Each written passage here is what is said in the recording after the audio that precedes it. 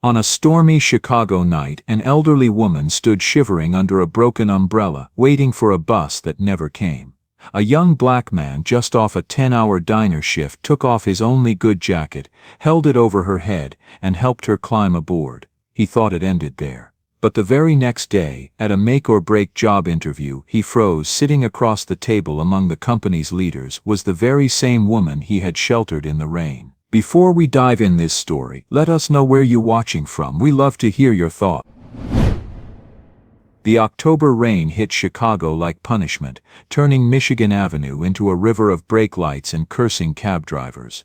Alex Carter pushed through the glass doors of Tony's Diner at 11:47 p.m., the smell of burnt coffee and old grease clinging to his uniform like a second skin. His shift supervisor barely looked up from counting the till as Alex untied his apron and hung it on the hook marked Carter in faded black marker. "Same time tomorrow," Tony called out, not bothering to lift his eyes from the cash register. "And don't be late again." Alex nodded, though he hadn't been late in 3 months. Some people saw what they expected to see, and Tony expected trouble from a guy with Alex's background. The fact that Alex had been Employee of the Month twice running didn't seem to register in Tony's accounting of the world. Outside, the wind drove the rain sideways, soaking through Alex's thin jacket before he'd walked half a block. He pulled out his wallet and counted the damp bills by the glow of a streetlight. $43. Enough for groceries or the electric bill, but not both. The decision would have to wait until he got back to his studio apartment, where programming textbooks sat stacked on a card table next to a laptop held together with electrical tape and hope. The walk home was 8 blocks through neighborhoods that told the story of Chicago's decline and resurrection in broken windows and fresh paint, in empty lots turned into community gardens and old factories converted into condos that Alex could never afford. He knew these streets by heart now, had walked them for 2 years since his release, had learned which corners to avoid and which shop owners would meet his eyes without fear or suspicion. 3 blocks from the diner, he saw her. An elderly white woman stood under the awning of a closed pharmacy, her silver hair plastered against her scalp, her coat darkened with water. She held the twisted remains of an umbrella, its black fabric hanging in tatters like the wings of a dead bird. Every few seconds, she glanced down the empty street, searching for headlights that never came. Alex slowed his pace. The smart move was to keep walking. He was already soaked, already exhausted from 10 hours of taking orders from customers who looked through him like he was furniture. But something about the way she stood there, so small and alone in the storm, made his chest tighten with recognition. He'd been in that place before, waiting for help that might never come. He approached carefully, staying in her line of sight so she wouldn't be startled. In his experience, sudden movements from a tall black man in work clothes usually ended badly for everyone involved. "Ma'am?" His voice was gentle, respectful, pitched low under the sound of the rain. "You okay?" She looked up, and he could see her making rapid calculations behind sharp blue eyes. A stranger in the dark, approaching her while she was vulnerable. Her fingers tightened on her purse strap, and Alex took a half step back, giving her space to feel safe. "The bus," she said finally, her voice thin against the storm. "It should have been here 20 minutes ago." Alex glanced at the bus stop sign, its schedule faded and water damaged. Night buses run slow when the weather's bad. Sometimes they skip stops if the roads are too flooded. She nodded, but her shoulders seemed to sag with the weight of small disappointments accumulating. The broken umbrella, the missing bus, the rain that showed no signs of stopping. Alex recognized that posture, had worn it himself on nights when the world seemed determined to push him down. Without thinking about it, he shrugged off his jacket. It was his only good jacket, the one he wore to job interviews and court appearances and anywhere he needed to look like someone worth taking seriously. The fabric was worn thin at the elbows and the zipper caught sometimes, but it was clean and it was his. "Here," he said, holding it over her head like a makeshift umbrella. "This'll keep the worst of it off you." "Oh, I couldn't," she protested, but she didn't move away from the shelter he offered. "You'll get soaked." "Already am," Alex said, which was true enough. "Bus'll be along soon." They stood together in the circle of dry space under his jacket, 2 strangers sharing silence while the storm raged around them. The woman glanced up at him several times, as if trying to solve a puzzle she hadn't expected to encounter at a bus stop in the rain.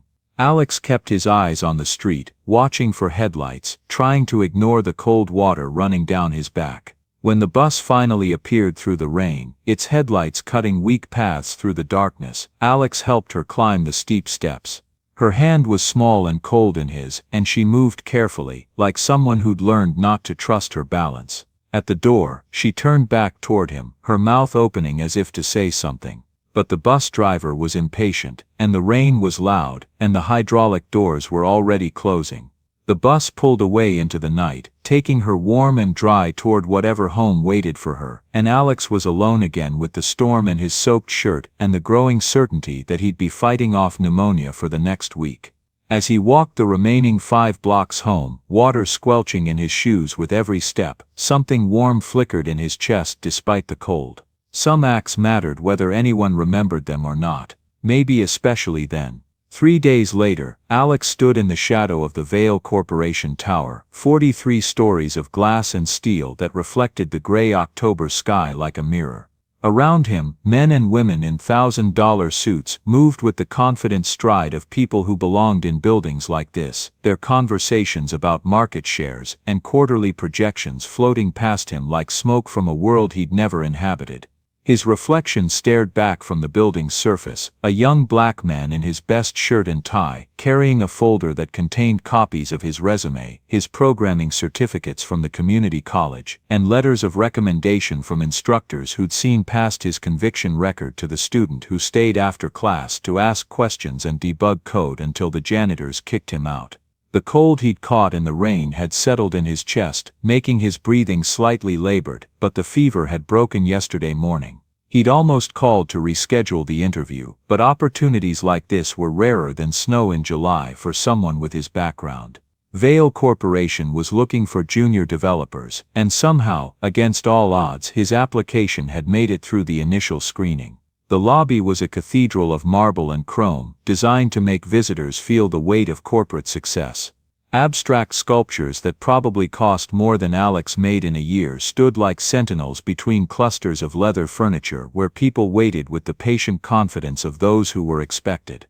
Alex approached the reception desk where a young woman with perfect makeup and a practiced smile looked up from her computer screen. "I'm here for the 2 o'clock interview," he said, his voice slightly hoarse from the lingering cold. Alex Carter. She scrolled through her list, her manicured finger tracing down names until she found his. For just a moment, her professional smile flickered, and Alex caught the subtle tightening around her eyes. She'd seen his background, knew what the letters after his name meant in the company database. 23rd floor, she said, her voice carefully neutral.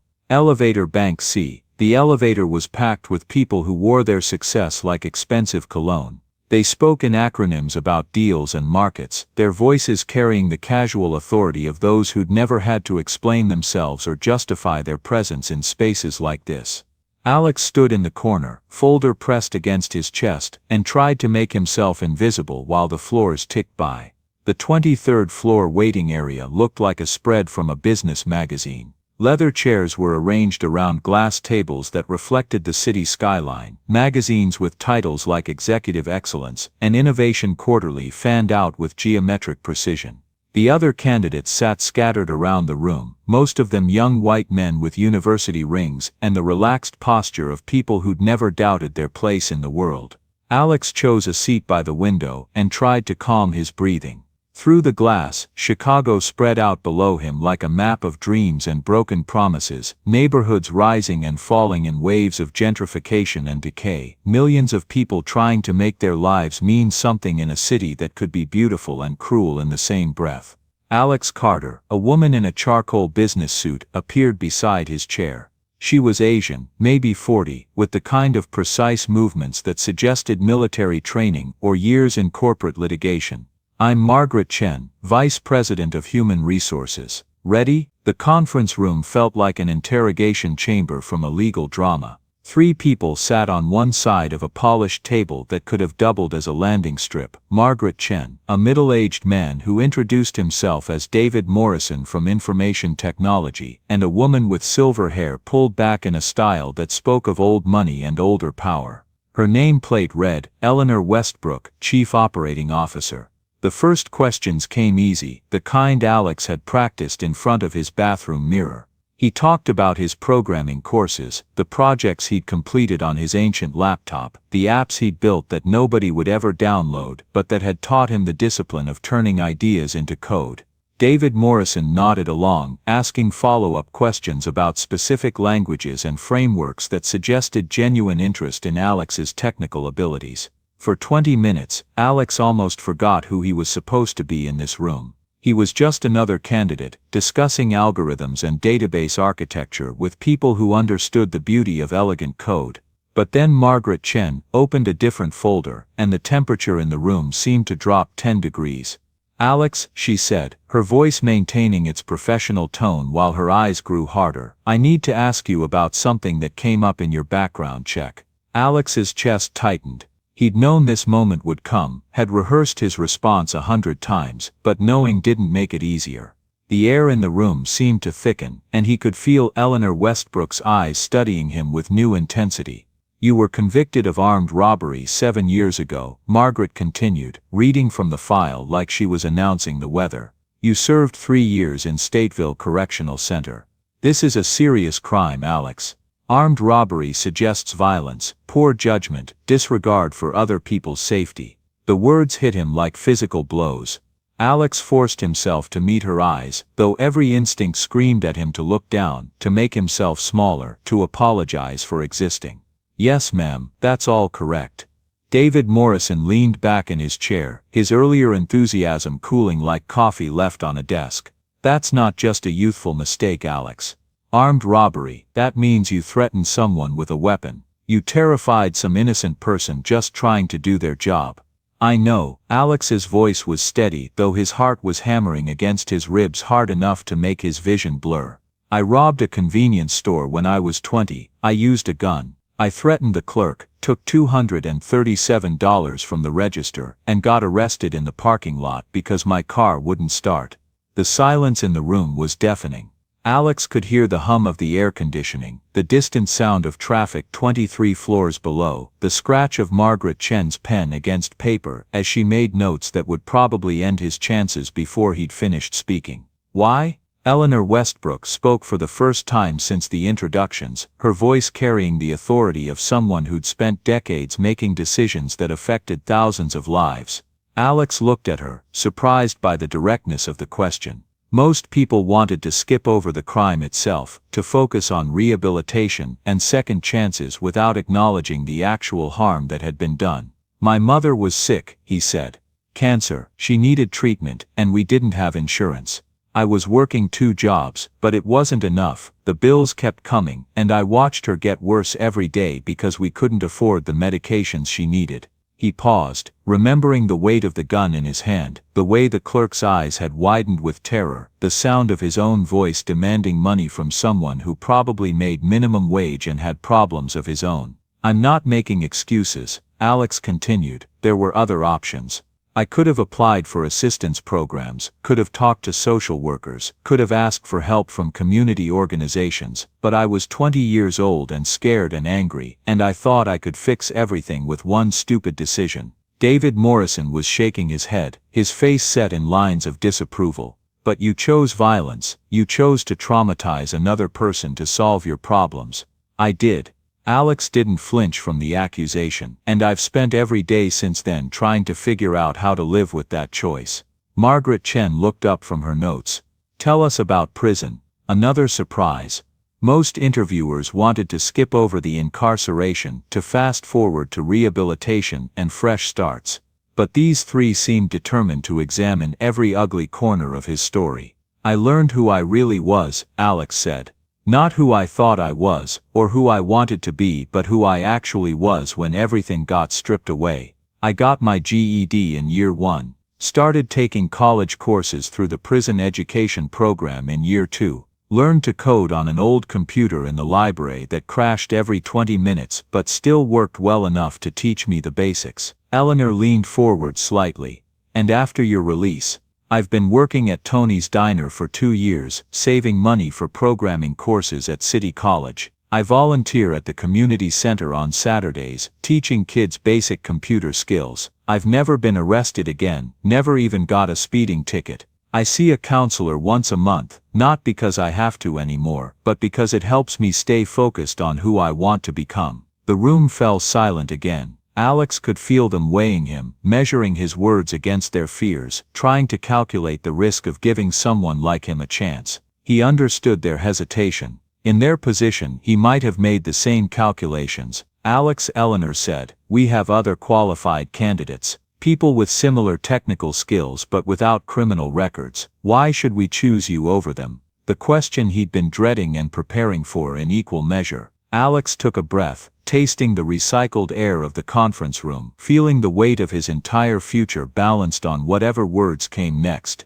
Because I know what it means to lose everything, he said. I know what it's like to have people look at you and see only your worst moment, to have doors close before you even get a chance to knock. That means I'll never take this opportunity for granted. I'll work harder than anyone else you interview because I understand that second chances don't come around often. He met each of their eyes in turn, holding their gazes even as he felt exposed and vulnerable as a nerve ending. I can't change what I did 7 years ago. I can't undo the harm I caused, or erase the fear I put in that clerk's eyes, but I can control what I do with the rest of my life, and if you give me this chance, I swear to you that you'll never regret it. Margaret Chen closed the folder with a soft snap that sounded like a gavel falling. We have several more interviews scheduled. We'll be in touch by Friday. Alex stood, shook hands with each of them, and walked out of the conference room with his dignity intact and his hopes hanging by threads. In the elevator, surrounded by successful people who'd never had to explain themselves, he pressed the button for the lobby and tried not to think about how many more applications he'd have to fill out before someone said yes. Eleanor Westbrook remained in the conference room long after Alex Carter had left, staring at his resume while Margaret and David discussed the remaining candidates. Something about the young man bothered her, not in a negative way, but like a word on the tip of her tongue that wouldn't quite form. Obviously we can't hire him, David was saying, his voice carrying the certainty of someone who'd never had to question his place in the world.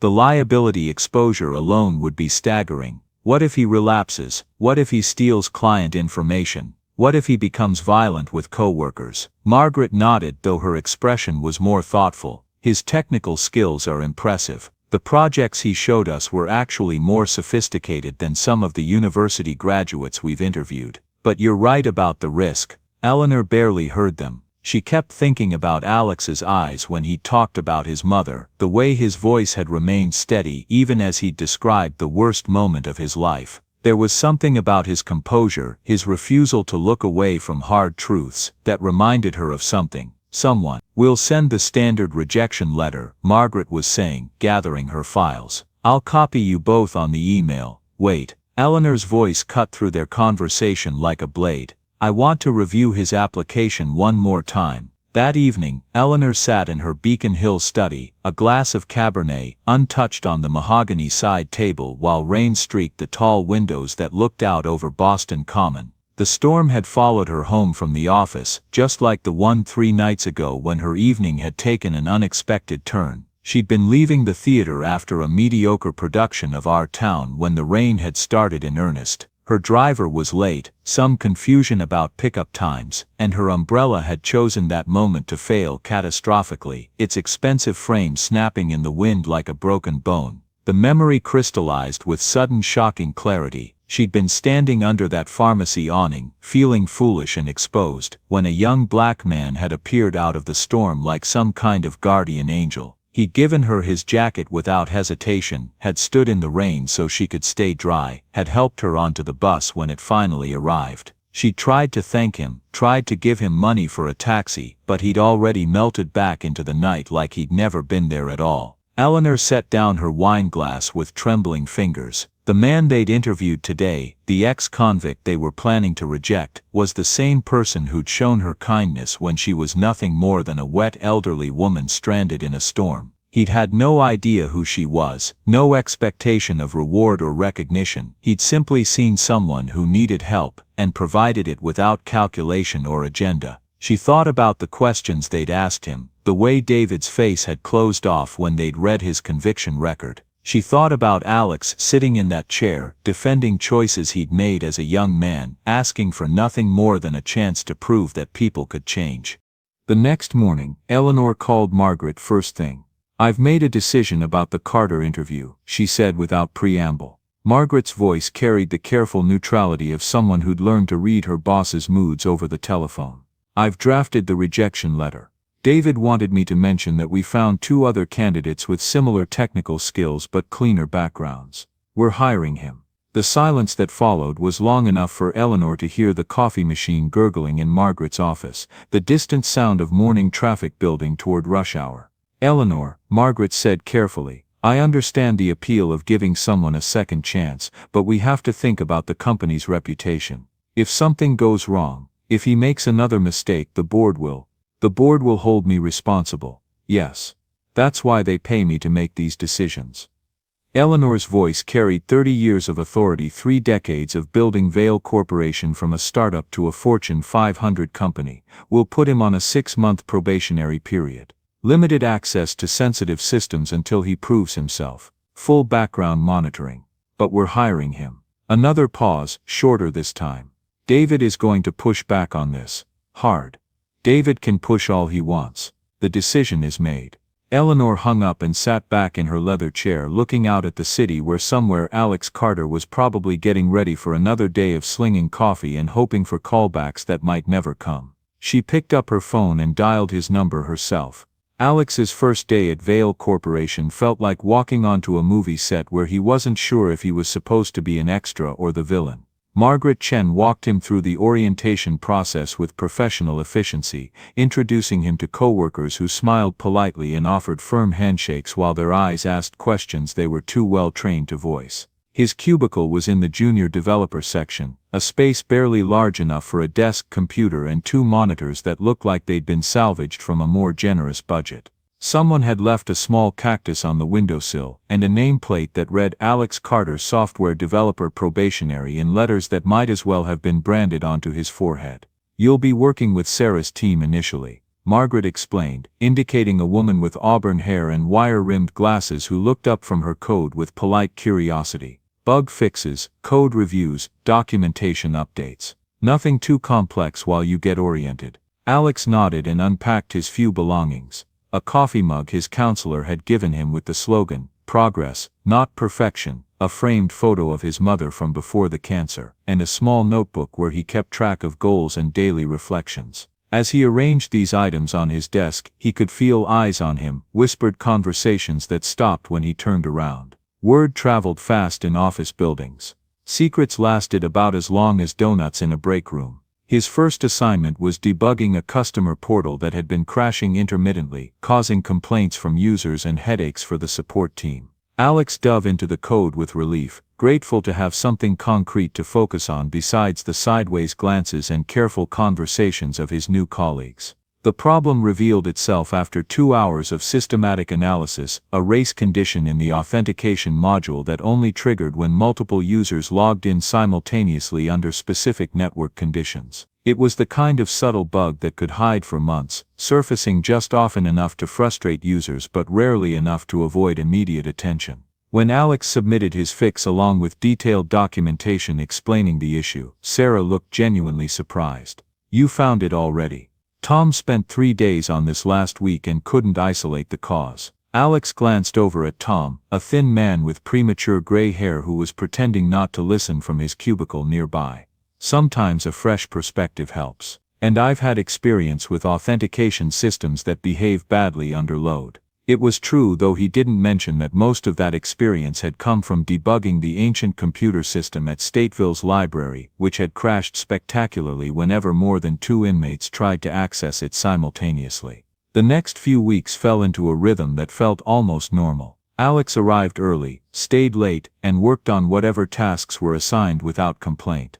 The quality of his code was undeniable, his bug fixes elegant and well documented, his contributions to team meetings thoughtful and practical. But the invisible barriers remained. The careful distance his coworkers maintained, like they were worried criminal behavior might be contagious. The situation came to a head during a team meeting in his fourth week. Sarah was discussing assignments for a major client project when Tom raised his hand with theatrical deliberateness. "I think we need to have a conversation about security protocols," Tom announced, his voice carrying just enough volume to ensure everyone in the conference room could hear. "Given that we now have team members with access to client data who have demonstrated questionable judgment in the past." The room went dead silent. Alex felt every head turn toward him, felt the familiar heat of shame and anger rising in his chest like acid. Sarah looked genuinely uncomfortable, caught between maintaining team harmony and addressing what was clearly a direct attack on one of her developers. "Tom," she said carefully, "all team members follow the same security protocols regardless of their background. But do they all have the same motivations?" Tom interrupted, his eyes locked on Alex with undisguised hostility. "I mean, we're talking about someone who's already proven he's willing to take things that don't belong to him when the situation gets difficult." Alex stood up slowly, his chair rolling back with a soft whisper against the carpet. The conference room seemed to contract around him, every face a mirror reflecting his worst moment back at him. For a second he was 20 years old again, standing in a courtroom while a judge read his sentence and his mother wept in the gallery. But he wasn't 20 anymore. He'd spent 7 years learning who he was when everything got stripped away, had earned the right to define himself by more than his worst decision. "You're right," Alex said, his voice cutting through the tension like a clean blade. "I did take something that didn't belong to me. 7 years ago I robbed a convenience store at gunpoint because I was desperate and terrified and thought I had no other options." Tom's face flushed, but Alex wasn't finished.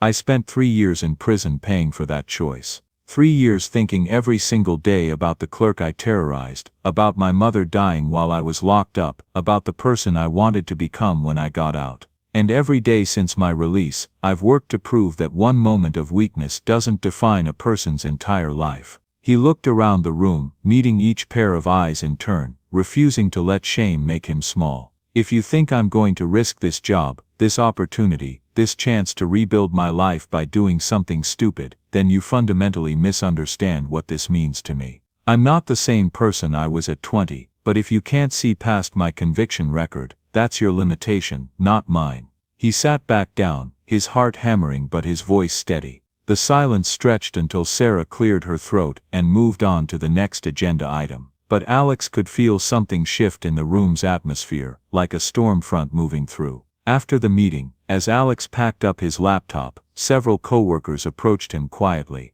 Jennifer from QA stopped by his cubicle. "That took guts," she said simply. "Tom's been looking for a reason to undermine you since day one. He doesn't like feeling threatened by new talent." Mike from the database team paused as he walked past. "For what it's worth, your code is cleaner than most of the university grads we get. Actions speak louder than background checks." But it was Sarah who surprised him most. As the office emptied out for the evening, she appeared at his desk with 2 cups of coffee and a thoughtful expression. "Mind if I sit?" Alex gestured to the guest chair, unsure where this conversation was heading. "My brother struggled with addiction for 10 years, Sarah said without preamble. "In and out of rehab, multiple arrests, stole from my parents to buy drugs. He's been clean for 3 years now, works as a counselor at a treatment center, helps other people get sober." She sipped her coffee, choosing her words carefully. "People like Tom see the past and assume it's permanent. They can't imagine that someone might actually change, might actually become a better person because of their mistakes rather than in spite of them." Alex nodded, not trusting his voice. "What you did today, standing up for yourself without getting defensive or angry, that showed me something about your character. The Alex Carter who robbed that store might not have been able to do that." She finished her coffee and stood to leave, then paused at the entrance to his cubicle. "Tomorrow we start the Henderson project. It's complex, high profile, and Tom's been angling to lead it for months. I'm putting you in charge instead." The Henderson project turned out to be everything Sarah had promised: complex, high profile, and exactly the kind of challenge that could make or break a developer's reputation at Prevail Corporation.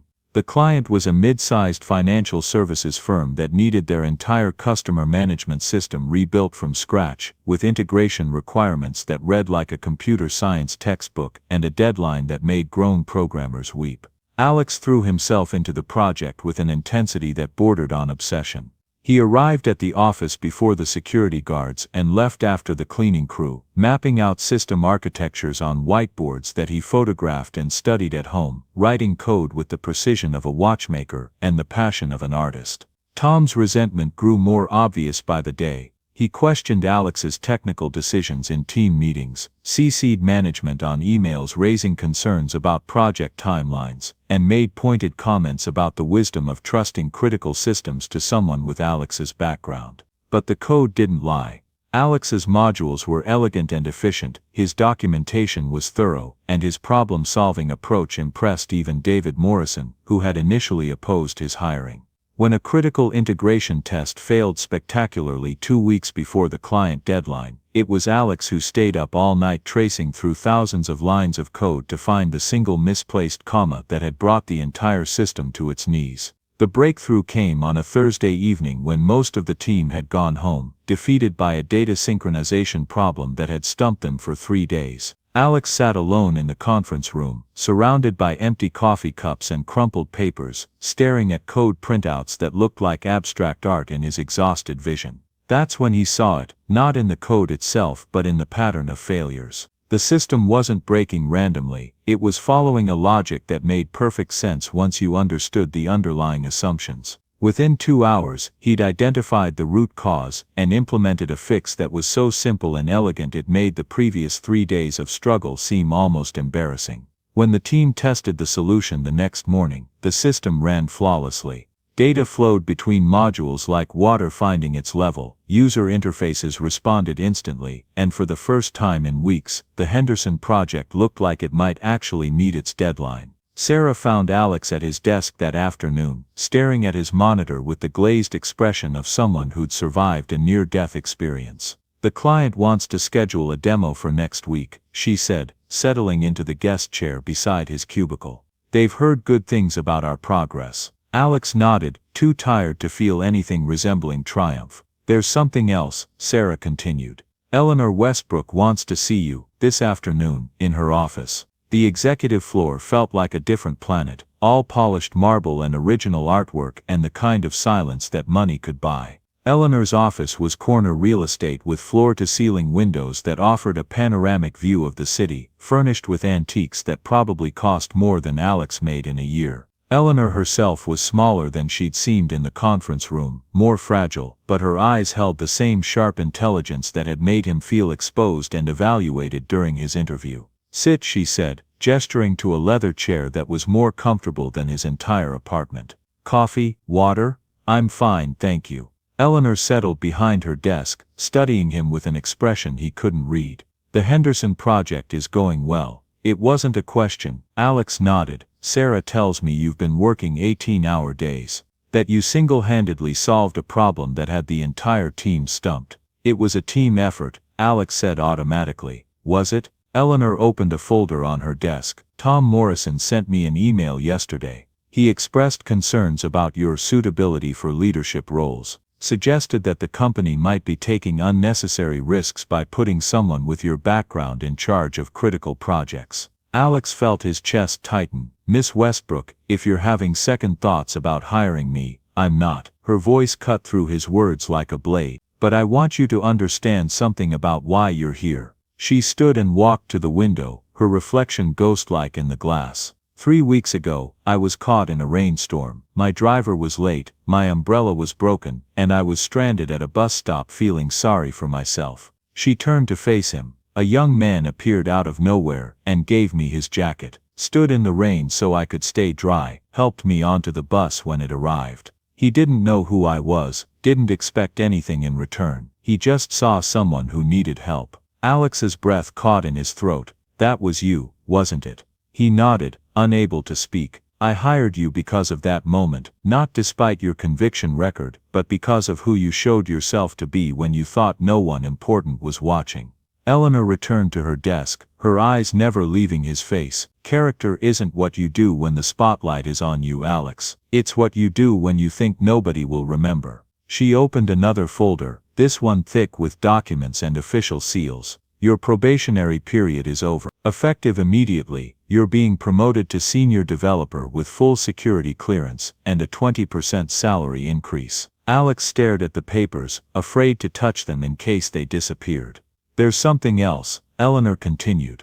I want you to head up a new initiative. We're going to start actively recruiting people with criminal backgrounds who demonstrate genuine rehabilitation and strong technical skills. The Second Chance program. You'll help design the selection criteria, conduct interviews, and mentor new hires. Miss Westbrook, I don't know what to say. Say you'll do it justice. Say you'll help us find other people like you. People who made mistakes but learned from them, who understand that second chances are earned, not given. 6 months later, Alex stood in the same conference room where he'd once defended his past, but this time he was on the other side of the table. Across from him sat Maria Santos, 26 years old, recently released after serving 18 months for financial fraud. Her resume showed a gap where prison should be, but her programming portfolio was impressive, and her eyes held the same mixture of hope and fear that Alex remembered seeing in his own mirror. Tell me about your experience with database design,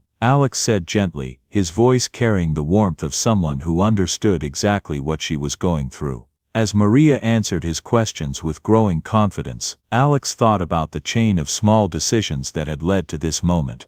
A jacket offered in the rain, a job interview that should have ended in rejection, a choice to see potential instead of just problems. Sometimes the smallest acts of kindness created the biggest changes, rippling outward in ways that touched lives neither the giver nor receiver could have predicted.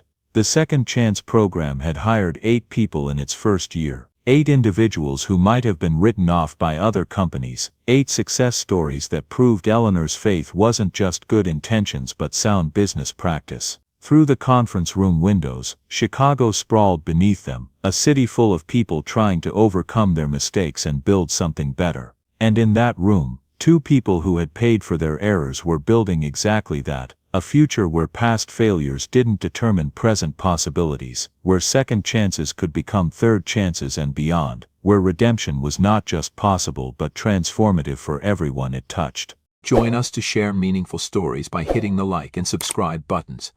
Don't forget to turn on the notification bell to start your day with profound lessons and heartfelt empathy.